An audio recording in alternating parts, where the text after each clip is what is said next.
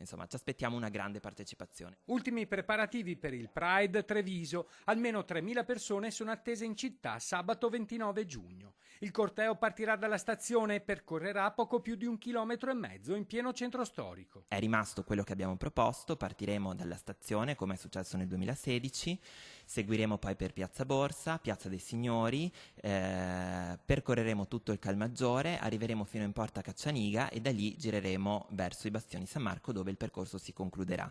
A fine corteo la festa continuerà ai Bastioni San Marco con una serie di eventi.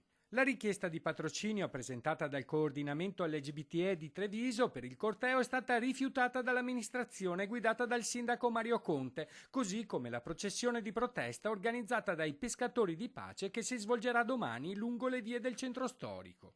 Gli organizzatori del Pride se lo aspettavano perché anticipato da tempo, ma per loro era comunque doveroso richiederla. Sì, abbiamo chiesto il patrocinio e la risposta è stata negativa.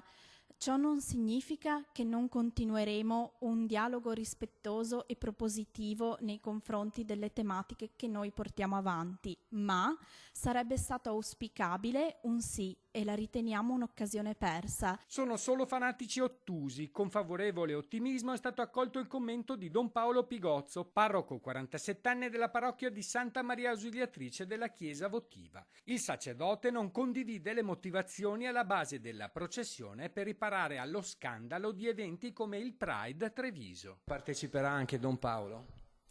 Nel caso in cui volesse partecipare sarebbe assolutamente il benvenuto, lo accogliamo così come accogliamo chiunque abbracci gli ideali e i valori che questa manifestazione porta avanti.